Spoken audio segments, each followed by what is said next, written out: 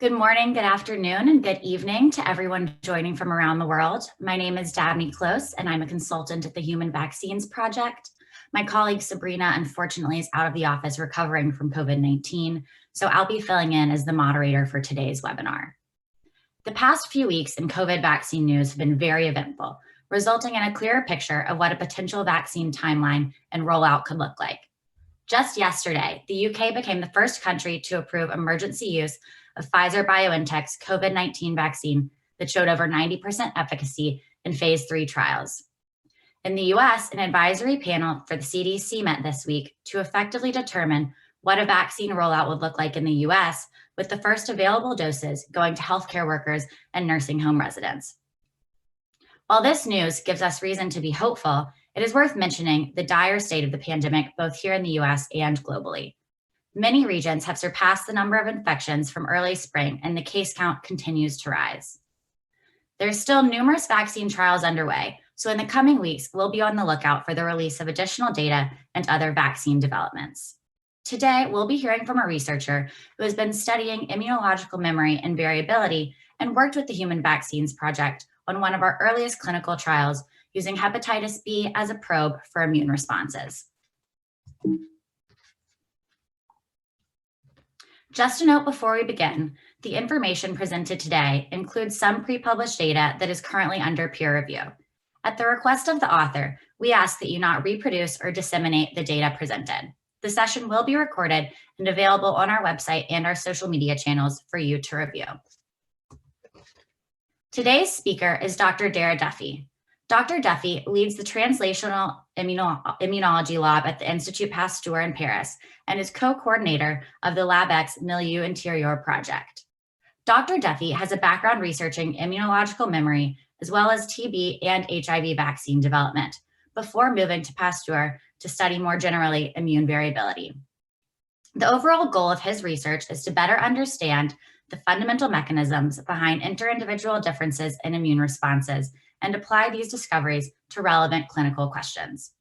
To do this, they use cellular mechanistic models, population immunology cohorts, and experimental clinical studies in infection and autoimmunity. They work closely with clinical collaborators with the goal that the research findings will help to develop new patient management strategies. In today's lab meeting, Dr. Duffy is going to talk about understanding immune variability, specifically in response to SARS-CoV-2 infection. During the presentation, please send me your questions using the Q&A function in Zoom. I'll ask our speaker a broad selection of your questions after he finishes the presentation. We'll have about 25 minutes for discussion, and I hope you'll take the opportunity to ask your questions about the data presented today. It is now my pleasure to introduce Dr. Darragh Duffy from the Institut Pasteur. Thanks, Daphne, for the introduction, and also to Sabrina for organizing this webinar series, and to the rest of the Human Vaccine Project. So I'm pleased to share with you some ongoing work that we've been doing since March now, really about understanding immune variability in COVID-19 disease. So it's not directly related to vaccine development, but I think some of our findings can really help guide some of the development of vaccines and better understand immune responses to vaccines. So that's what I'm going to share with you today. So just as a quick little bit of background, so you heard really, I work here at the Institut Pasteur in Paris, where I lead a Translational Immunology Lab, and we're really interested in understanding fundamental reasons behind variability in immune responses and how that translates into why some people get sick and others don't. And we do this through a few different approaches. So we run experimental medicine clinical studies where we apply various immunophenotyping technologies to different disease, both in the context of infection and autoimmunity, and try to identify biomarkers of those either disease or of treatment response that can be used clinically. In parallel, we take some of these perturbed immune responses that we see, and in particular, we focus on cytokine variability, back to the lab and then dissect in experimental models to try and understand at the fundamental level what's going on in some of these diseases. And some of the cytokines we focus on are type 1 and type 3 interferons, the IL-1 family and the IL-12 family. And then the third axis is work that we do through the Milieu Interieur Consortium, which coordinating with Luis Quintana Mercy. So this is a consortium of 8 academic institutes really focused on some of the basic fundamental questions behind immune variability. So we have established a 1,000 healthy donor cohort where we have extensive genetic and environmental information, and we can use that to probe how these 2 factors contribute to variability in immune responses. So when the first reports started coming out of China in terms of the COVID-19 pandemic, it was pretty clear early on from some of those early reports that immune variability was playing a pretty big role in terms of determining variable clinical outcome. And we now obviously have a much better understanding of this through multiple studies that have gone on across the world. And we can now say with a reasonable degree of confidence that following infection with SARS-CoV-2, infection occurs asymptomatically in around 40 to 45% of individuals. So their immune response or other factors clear the virus without showing symptoms. And we know some of the reasons for this now. It's partly explained by cross-reactive antibodies against other coronaviruses, also cellular immunity against some of those coronaviruses. But there's also suggestions that there's differential levels of expressions in the receptors that are important for viral entry. There's some indicators of genetics, and there's clearly a strong socioeconomic factors involved.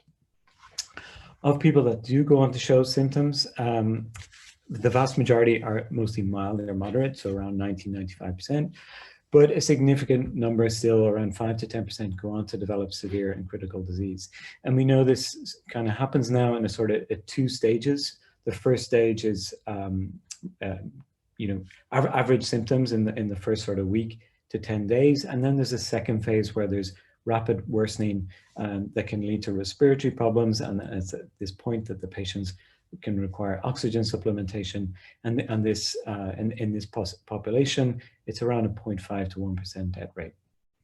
So we know some of the major things that are risk factors for such severity, such as old age, male sex, high BMI, and various comorbidities.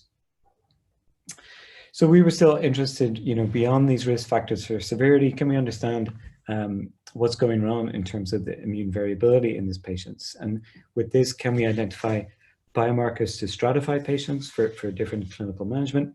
Can we identify the immune pathways that are important for clearing the virus? And this can give us clues for therapy.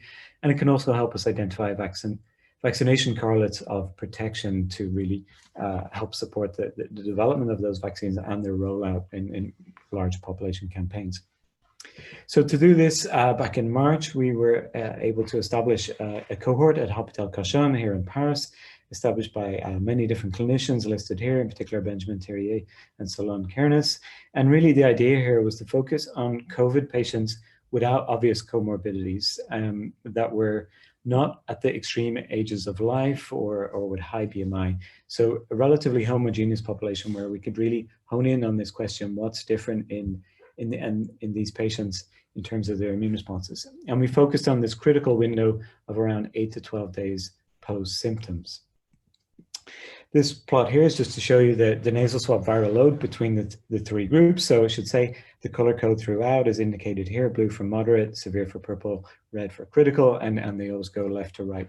And you can see between these 3 groups, there was no real difference between the viral load in the nasal swabs. So after collecting blood from these patients, we ran a number of different immunophenotyping technologies, including CyTOF for cellular assays, nanostring for gene expression, and then cytokines that we measured by 2 approaches, Simoa and Luminex, in the plasma.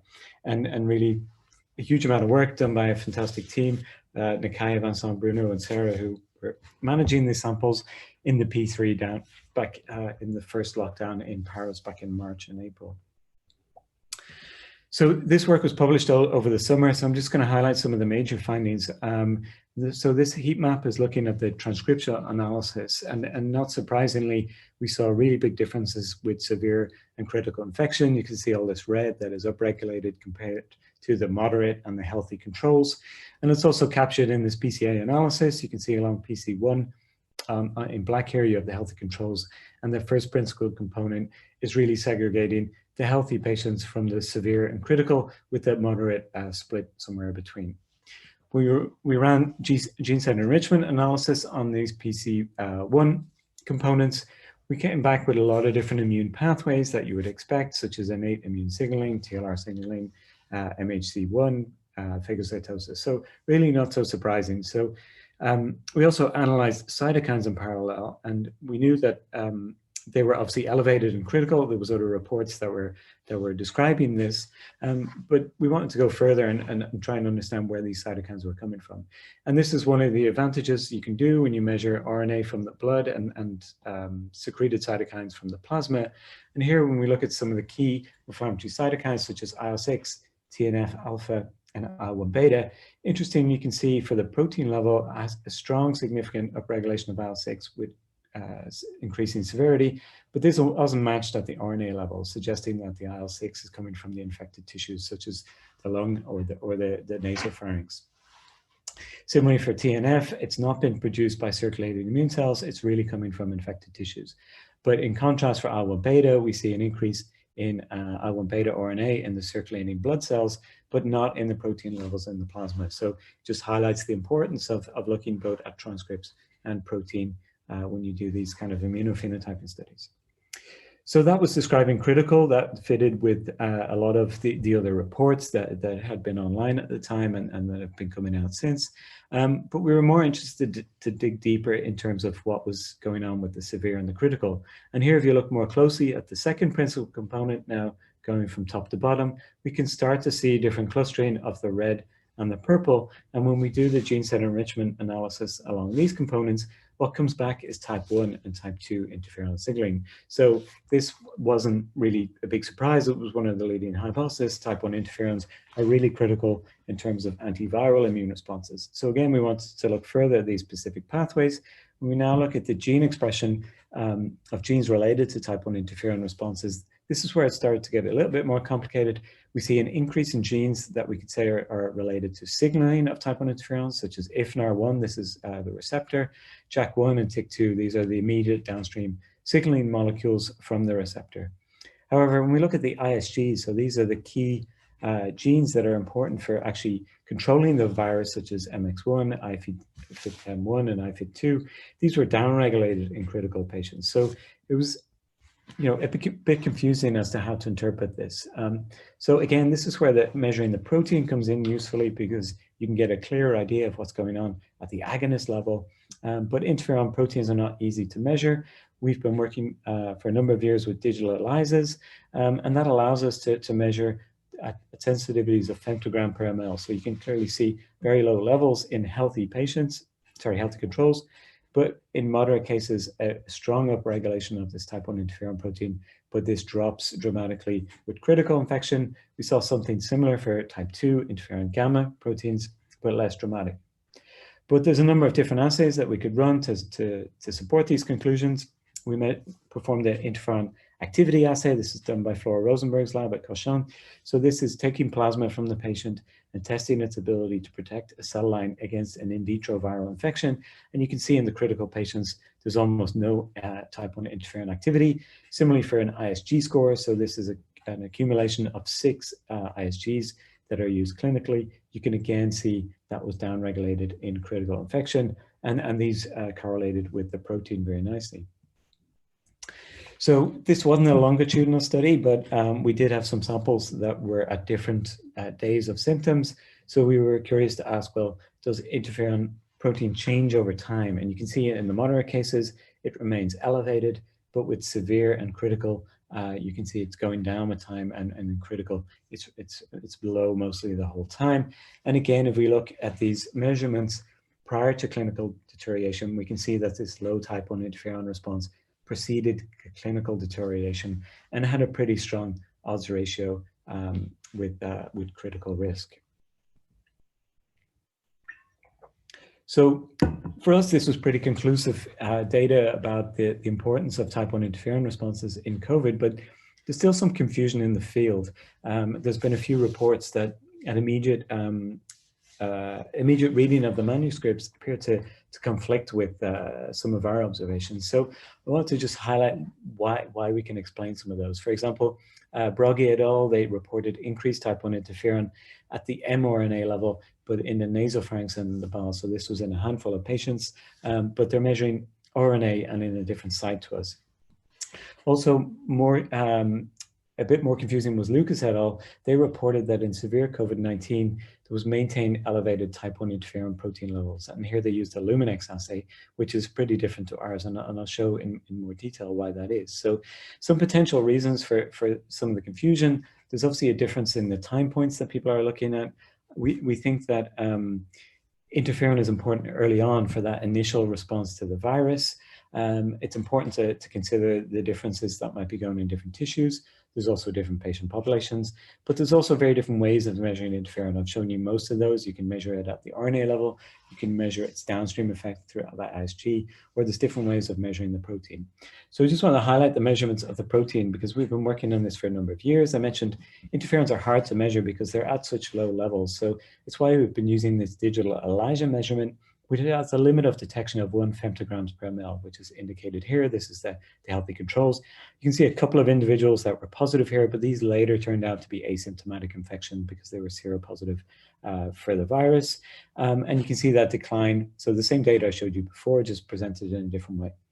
We also ran a Luminex in parallel, so a 44-plex, in which interferon alpha was included in that, but we normally don't even look at that because from experience, we don't trust the Luminex measurements for interferon alpha because the limit of detection is just not sensitive enough. It's around 3 picograms per ml, but Luminex always gives you, a readout, a fluorescence readout, and this is what those values reported would give if we'd use the Luminex measure, so no difference between the groups.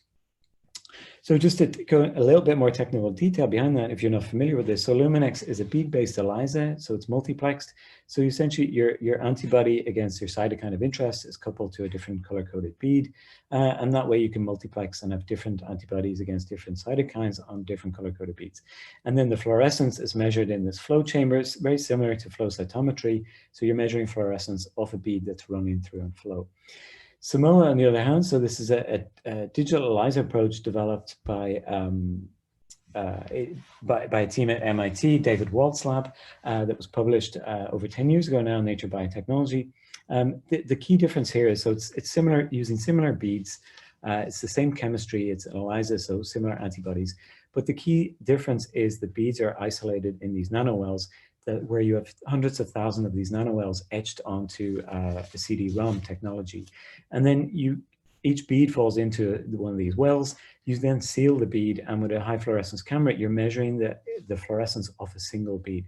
And with this, you're removing a lot of the background noise that you get by measuring the bead in flow when it's surrounded by other beads. And this allows you to get this increase in sensitivity and gives you more confidence with these measurements at the low range. So we published our interferon Simoa assay a couple of years ago, and have been applying it to many diseases since. So I hope that's convinced you already that the measurements with digital ELISA can give you more confidence, but you might just say, well, why should we believe one assay over another? And that's why we try and validate with other measurements. So I talked about the ISG score. We had these measurements on these same samples. If you now look for a correlation between interferon alpha measured by Simoa and ISG score, you can see it correlates pretty well. Here in the red are these critical patients that appear to have a dysregulation between their ISG score and the protein. In contrast with Luminex, there's no correlation between this Luminex measurement and the ISG score. And similarly for functional activity, so again, measuring the ability of this plasma to protect viral infection, we have a nice correlation with the Simoa measurement. The critical patients are here. Again, with Luminex, no correlation between the two. And the Luminex measure only really correlated in those moderate patients because those values are above the limit of detection of the Luminex assay. So we think this is important for other researchers to really consider when they're reporting these values, and we're working on a manuscript to get this message out to the field. So the next question that came up was, well, if interferon responses are very important in COVID infection, what's behind some of the variability in those responses? And to address this question, we were lucky to be able to collaborate with the COVID Human Genetic Consortium. So this is really a global effort led by Jean-Laurent Casanova and Helen Su at the NIH. And with this, really, they tested the hypothesis that inborn errors of TLR3 and IRF7 dependent type 1 interferon immunity could be explaining some of these really critical cases. And this is based on long-running work from Jean Laurent's team about the importance of these inborn errors of immunity. So to test this, they recruited over 600 critical patients, over 500 mild, and a really targeted approach. They did genome exome sequencing and considered 13 loci that had previously been reported to show these kind of mutations. And supporting very strongly their hypothesis, they identified in the critical group 113 patients that had these bi or monoallelic variants at 12 loci. They also went on to show functional impairment of the type 1 interferon response in these patients. So this is PDCs isolated from either a control patient or a patient with one of these genetic variants in IRF7, stimulating with either flu or SARS-CoV-2, no induction of interferon alpha to either of these viruses compared to controls. So this explained around 3% of the critical patients. So a really important proof of concept finding, but not so easy to translate into large populations at the clinical level. But in parallel, they also tested another hypothesis, and this was that the presence of autoantibodies against type 1 interferons could be elevated in these critical patients and could be explaining the development of severe disease. And strikingly, they really got results that supported this hypothesis. So here, this is the fluorescence intensity measuring autoantibodies against type 1 interferons. In healthy controls, you can see 3 or 4 examples. This was 3 individuals from our Milieu Interieur cohort that were otherwise healthy and walking around without any problems. The challenge occurs when you get infected with SARS-CoV-2 and you have these autoantibodies. And this is the group on the right. You can see a high level of autoantibodies in these life-threatening COVID cases. And this explained around 13% of the severe cases. The consortium also went on to show that these autoantibodies are indeed functional. This is stimulating healthy control cells with type 1 or type 2 interferons and measuring the induction of CXCL10. You can see a strong induction. But when you do that in the presence of these autoantibodies, the interferon alpha is neutralized and you don't get any induction of CXCL10. And then we went on to show that indeed in both of these types of patients, there is very low levels of interferon alpha protein in the plasma. So either the patients with the autoantibodies here in red, the patients with those inborn errors of type 1 interferons in compared to patient groups without those. And this antibody positivity was associated with male sex, old age, and ultimately morbidity to COVID. So together, these two studies really made a massive contribution to our understanding of the variability in immune responses that could be behind the development of critical disease, explaining around 14% of the critical cases that were examined. But that still leaves a large percentage of critical cases of COVID that remain unexplained. So this is the next question we want to address, and we're asking the question of whether the virus is interfering with the type 1 interferon response, because it's known from many other viral cases that this is really such a key pathway that many viruses have evolved mechanisms for interfering with these responses. So to test this, we were able to measure the viral load in the plasma. This is using a digital droplet PCR assay done by Helen Pear's lab at Hôpital Pompidou here in Paris. And surprisingly to me, at least, we really detected significant levels of virus in all patient groups. So 60% of the moderate cases that increased with severity and increased with critical disease. So we next asked the question of whether the virus this virus in the plasma is associated with either specific antibodies or with cytokines. So antibodies were measured by a couple of different teams here at Institut Pasteur, and we put all this data together in this multidimensional scaling approach, or MDS. And this essentially groups phenotypes together when they are associated. And so up here in the top left, you can see highlighted in green is a virus neutralization assay on the patient plasma. And you can see it's really associated with virus-specific antibodies, and this makes sense. In contrast, in the red, here is the plasma viral load measured by the digital PCR. And you can see it's associating with inflammatory cytokines like IL-6, TNF, but also IL-1 receptor antagonists and IL-10. In contrast, the plasma interferon that we thought might be in associations with the virus is over here on the right on its own, or it's around total immunoglobulin. So it's no association with the plasma virus, and shown in more detail here with no correlation between plasma interferon and plasma virus, in contrast to plasma virus and this very strong and significant association with IL-6 levels.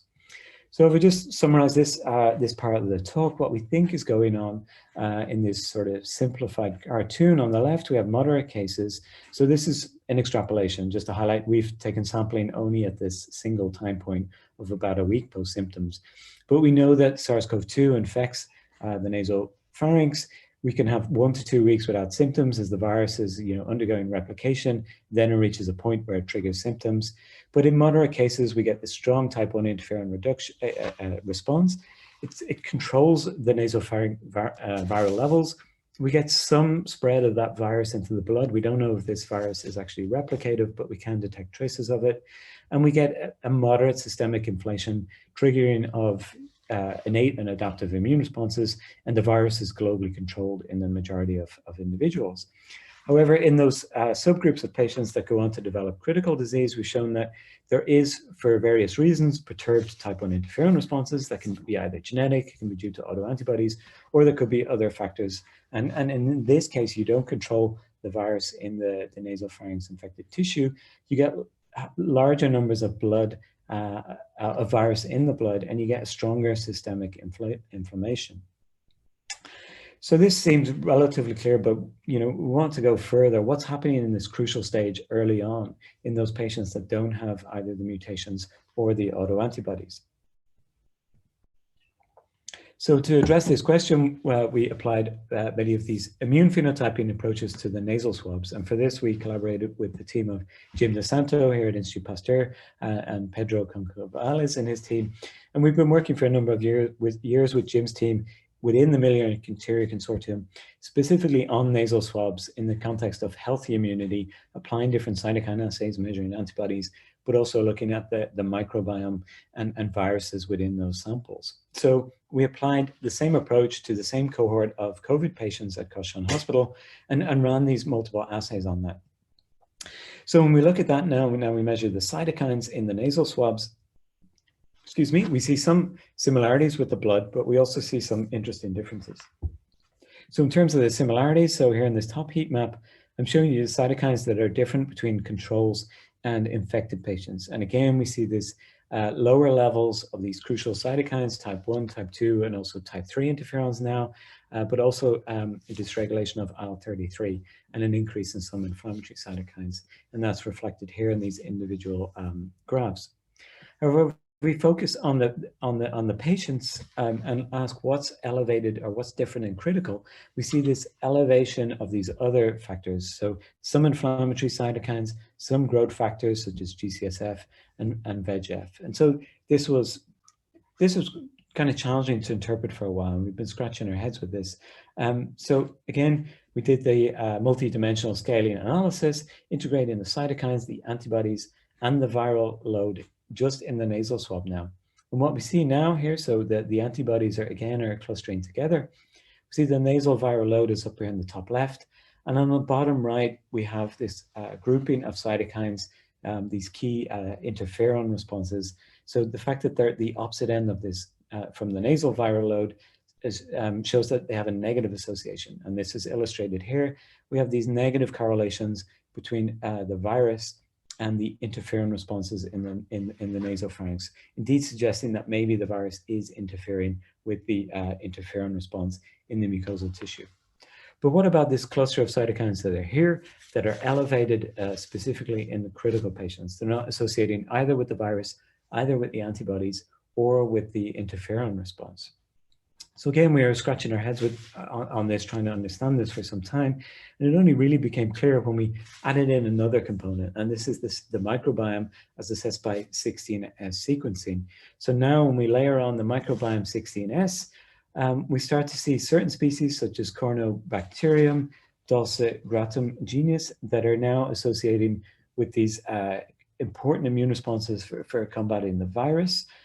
So the fact that they're associating, it means that they're going down in critical disease, and you can see that here is illustrated by the Corynebacterium. So these are sort of healthy microbiome species that exist in everyone's healthy nasopharynx and are just part of a healthy microbiome.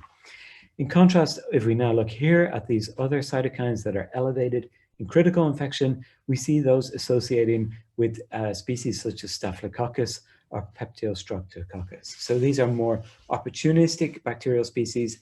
We know that Staphylococcus is present in around 20% of otherwise healthy individuals. And what we're curious now to know is whether this is just an opportunistic bacteria that is taking advantage of the sort of inflammatory immune response to the virus that is going on, and it now increases in terms of its proportion in the microbiome of these critical patients. So if I stop here and try and summarize this second part of the talk in this simple schematic, again, this is an extrapolation. We don't have kinetic data, but we do know that, and what I've showed you is that in the nasal pharynx, you see a decrease of these key cytokines of type 1 and type 2 interferons and IL-33 that go down at some point in critical infection.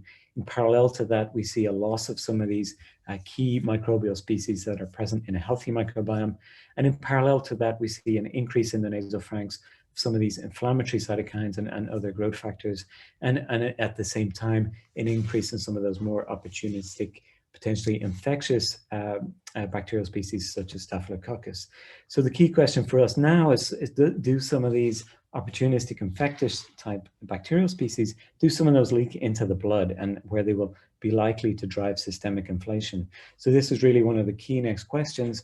Is this nasal mucosa dysbiosis impacting systemic inflammation? And this concept was supported by a recent preprint that came out just last week, I think, showing this in the context of disrupted gut barrier, where you do get some spread of these microbial species into the blood, and they seem to be associated with systemic inflammation.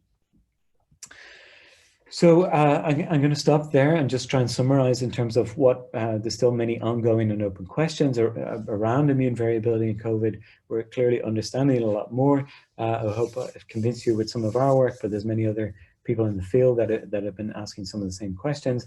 But some ongoing open questions about how do we see, how do such differences in early innate responses impact the adaptive immune response in terms of both antibody and T-cell responses? Why do we see such different clinical outcomes in terms of age and sex? Is it due to some of these innate immune response differences that we're looking at? In terms of patient management, where we want to see how this can guide development of both new treatment strategies for severe disease that we still will critically need, even with the rollout of a vaccine. And can we identify some immune perturbations with this approach in long COVID, where you get these, the long prevalence of some of these complications? In terms of the vaccination strategies, again, can these early innate immune responses impact the durability of long-term immunity? I think that's a really important question as we move towards that stage. Can we identify early correlates of vaccine-induced protection? And even more interestingly, can we define mucosal correlates of protection? So I really think we should be looking at some of these markers in the mucosa in some of these as we roll out the vaccinations to the population. So still a lot to answer and still a lot of work to do. But as was mentioned at the beginning, I can't go really without acknowledging this huge milestone that has been reached in the last week. Really incredible that we've gone in less than 12 months from initial viral identification to a licensed, highly effective vaccine from BioNTech and Pfizer, and also the work from Moderna that's very close behind it, and also the Oxford vaccine. So really just wanted to stop and finish there on a very positive note that, when the scientific community comes together and the resources are provided, there's really a huge amount that we can achieve. And really that's appropriate for the next slide. Everything I've shown you, really huge collaborative effort. Acknowledge my team that I mentioned, some of the key people early on that have really been working on these studies since March. I indicated Jim DeSanto, but also the teams of Hugo Moke, Olivier Schwartz, Michael White, Liz Quintana, Mercy, and Milena here at Pasteur. Critically, none of these studies would have been possible without our clinical collaborators, who really reacted very quickly when these first patients started arriving in their clinic, in particular Benjamin, Solène, but also Nader, Helen, Julie. I mentioned the work led by some of the teams at Imagine. I didn't have time to talk about some of the pediatric studies with Frederick and Mikkel, and some of the ongoing work we're doing with Trinity College. And of course, lastly, the critical funding, some early grants from both Institut Pasteur and from the ANR, and some crucial long-term key funding from the investors from d'Avenir and the Milieu Interieur Consortium. So I will stop there. I hope I didn't go too much over time, and happy to take any questions.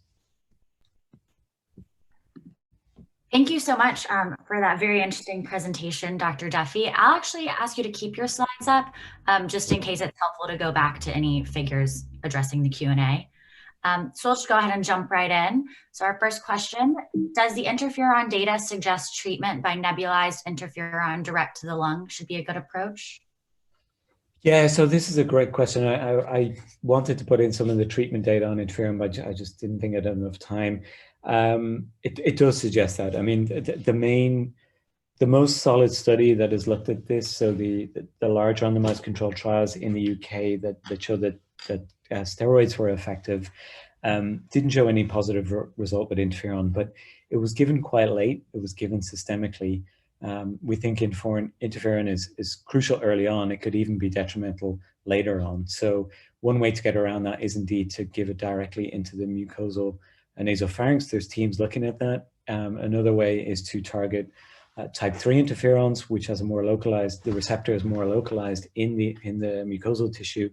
The other is to try and identify the patients early on in the course of disease, but this is quite challenging because often the patients are turning up in the clinic when they're already quite sick, and it might be too late for interferon treatment in that case. So yeah, short answer, that would definitely be the most effective strategy to try. Okay, great. So the next question, why isn't treatment with anti-IL-6 monoclonal antibodies more effective in severely ill patients? Yeah, that's another good question that I don't think we have a clear answer for this, but it's probably similar to the interferon answer I just gave, that IL-6 is just one of the inflammatory markers that is contributing to this systemic inflammation.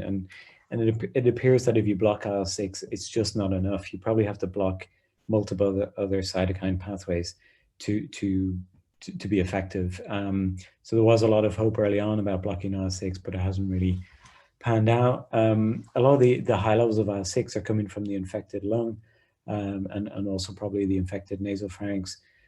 Whether, you know, the treatments that we're giving are getting into those infected tissue sites in sufficient doses, I think that's another important question. But I think there's a complicated sort of cytokine dysregulation that blocking IL-6 on its own clearly isn't enough. Okay. So is there, in your data set, is there any evidence for mutations in the virus genome that make it more or less susceptible to IFN? We haven't looked at any of that specifically. We haven't done any sequencing of the virus. From what I've seen of this in the literature, there's obviously variability in the virus. That's what viruses do, they change, but I don't think there's any really conclusive data that there's a significant effect on the immune outcome to that. But I haven't seen studies that have directly looked at whether some of those slight differences in the virus are making it more or less susceptible to interferon. I can't say really. Okay, interesting. So has anyone looked at nasal antibodies post-vaccination? Not that I know of. So we've been looking at nasal antibodies, obviously in the context of acute infection. And in some of the people we're discussing with vaccine studies, we're saying that they should be considered. So I hope the field will be moving towards that direction, but I haven't seen any studies yet that have looked after vaccination. We've done a little bit of that in the context of other settings, such as influenza. And I think, you know, now that everyone is used to doing nasal swabs, as pretty much everyone has had one at this stage, we know they're not pleasant, but we know the importance of it. So I think it's a relatively straightforward sample to get at. So I think it should be included in some of these vaccine studies. Absolutely. So could microbiome altering approaches be beneficial, as you showed the changes in the microbiome related to severity of disease? Yeah, this is a really interesting angle. The challenge with the microbiome data is it's really hard to know what's cause or an effect. is the microbiome changes just really secondary, that there's a lot of changes in that tissue. There's obviously changes in the cytokine, there's changes in the cell composition. These microbiome changes could just purely be secondary. They could also be somewhat causative of the systemic inflammation, and that's what we really need to get at. And if that is the case, then it could be an interesting possibility to target that. But again, the challenge will be related to some of what I mentioned in terms of the failure of some of these cytokine approaches. When you, by the time you probably try with a therapy that's targeting the microbiome, it could well be too late for that. So it's tricky, and we'd need to do obviously the randomized blinded control studies for that. So I don't expect to see that in the short term, but definitely for other conditions, it should be looked at. Okay, you may have touched on some briefly, but is there interference from autoantibodies to interferon treatment? That's really, quite a likely hypothesis. And in that autoantibody paper, it was discussed that for those patients, there's no point really giving them interferon because it will be blocked by the autoantibodies. Interestingly, those patients mostly have autoantibodies against interferon alpha and not against interferon beta. So it's another argument for prioritizing either interferon beta or interferon lambda in treatment trials. The other alternative is to screen those patients prior to the studies. But yeah, that is definitely a strong possibility that in a 10 or 13% of those patients, if they're given interferon, if the autoantibodies are there, it's going to be blocking that, and that's going to affect any outcome from a clinical study that tests that. Okay, so this question says, INF type 1 is composed of more than 12 varieties. Which one would be useful for protective immunity? Yeah, huge diversity in interferon alpha. I'm afraid we don't really know yet which subtype is the most antiviral. Most of the work has been done on alpha 2, and that's what's been developed as recombinant protein therapies that was used in the past for chronic hepatitis C with variable results. It's also used sometimes for hepatitis B and in some cases for cancer. So most of our knowledge is on alpha 2 in terms of the treatment response. There is studies showing that either alpha 8 or alpha 6 are sometimes more effective against viral responses, but we really don't have enough conclusive data on that to really prioritize one of the subtypes. If anything, we should probably be prioritizing beta or lambda for some of the reasons that I mentioned earlier. Okay. Do you plan to evaluate different time points in the study of immune responses as you now have patients infected past 6 months? Yes, absolutely. That is one of the ongoing work, and there's some such longitudinal cohorts that have been established by other teams at Institut Pasteur by Arnaud Fontenay to look at exactly that long-term immunity, durability of antibodies, both systemically and mucosal. We still don't really know that because it's such a new infection and there are different reports coming out. I think we need to look at both the antibodies, but also the antibody producing cells. It can be a bit confusing, in particular for the general public, when we hear these reports that the antibodies are waning after 3 months. It's kind of expected, but the memory cells should be there. So we really need to be looking at multiple immune phenotypes, and that's some of the ongoing work that we're involved in. Okay. So is there any data correlating individuals with autoimmune disease being treated with TNF inhibitors and with elevated IL-6 and COVID response? I haven't seen anything around that. It could be. There could be studies on that, probably sort of observational retrospective analysis. And they always need to be examined carefully because there can be underlying biases, and those patient populations are obviously suffering from other diseases such as different autoimmunities, and that could be having an impact on their viral response. So it's tricky to dissect apart what is the impact of the cytokine therapy versus the impact of the disease on that. So we've been looking at some of these in the context of cancer patients receiving checkpoint blockade inhibitors. And in a small subset of those cancer patients, we don't see any untoward, any increase in incidence. But we do see some interesting differences on their immune phenotypes, in particular their B cells. So that's some other ongoing work. Absolutely. With regard to the microbiome question, could prophylactic treatment be beneficial for vulnerable people?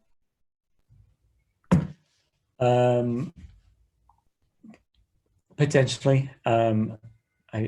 I want to be careful because we don't really have the data. It's definitely something worth exploring.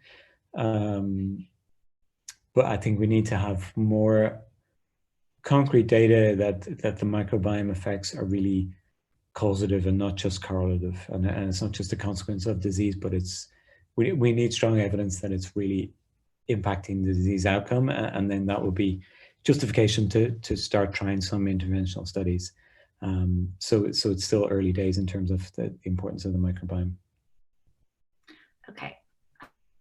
As you've sampled patients globally, how much variability in responses is there globally? And is there variability perhaps due to diverse diseases that people are exposed to? Yeah, no, for sure there's variability in terms of the diseases. We know at a fundamental level there's variability in immunity across populations, within populations. That's really the focus of the work with the Milieu Interieur Consortium. Short answer, yeah. So the first cohort that I showed you there that came from Cochin, that was a relatively homogeneous cohort because it was specifically designed to try and get at that question of immune variability that wasn't impacted by other diseases. More recently, we've been applying the same approach to a cohort in Trinity College Dublin, where there it was just sort of all comers in the hospital. So there we have a lot more comorbidities, and we do see a huge, much higher levels of heterogeneity in terms of the immune responses. So the main observations we see in the Cochin cohort are thankfully replicated in that, but there's obviously a huge impact on some of these other comorbidities on some of the immune phenotypes that we're looking at. So it does complicate the interpretation and obviously complicate the clinical outcome in those patient populations. So it's more reflecting the real life. Interesting. So would it be helpful for care providers to screen for other opportunistic infections at certain time points in COVID infection when they're likely to appear?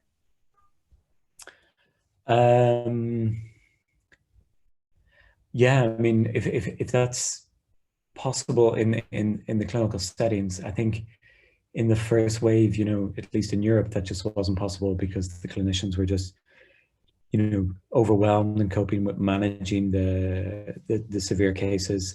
Obviously, the clinical teams have gotten much better at treating those patients during the so-called second wave, but have still, just been focused on managing the patients. I think now, as we're getting a bit better at managing that, it could be something that could be looked at more closely to try and look for secondary infections or opportunistic infections that could be, again, either causative or correlative of some of these systemic inflammations, and also could be contributing to some of the long COVID effects that we see. We still really need to understand, are they due directly to the viral infection, or is the viral infection triggering some other immunopathology in those patients that could either be a latent infection or something opportunistic? Absolutely. And then I can't remember if you showed it or not, but do you have any data stratified by age, and are there any age effects that you've seen? So we have age information obviously on these patients. We're not really powered yet to look at the age effects. So what we've been doing in parallel, and so this is work with Julie here and Frederic and Mikhail, was to look at COVID infection in pediatric populations. So applying the same approaches to see what's potentially different in those immune responses. And we have some indications there, and in parallel with other teams at Pompidou Hospital applying the same approach to a more elderly population. And again, it's still early days, but we do see some interesting differences in terms of the presence of the virus, the cytokine response. So we're hoping that will give us a better clue by having these specific age population studies, we'll be able to see these differences, because it's challenging to get sufficient numbers within a single population to be able to really look at the effect of age on sex. But yeah, it's definitely of interest. Absolutely. Okay, if there are no other questions, we're getting close to time, so I think we'll go ahead and wrap up here. Let me get my screen back very quickly.